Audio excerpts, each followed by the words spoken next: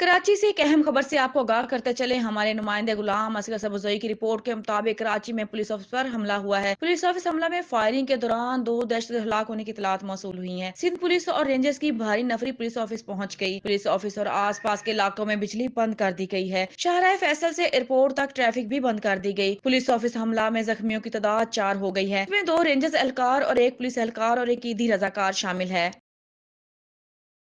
Karachi police station पर हमले के बाद कराची के तमाम पुलिस स्टेशन और दीगर असास इलाकों और इमारतों की सिक्योरिटी बढ़ा दी गई है। कराची के थानों के गेट पर सख्त पहरे लगा दिए गए हैं। बास थानों के दरवाजे भी बंद कर दिए गए हैं। आने वालों को पूछगछ के बाद जाने की इजाजत दी जा रही है।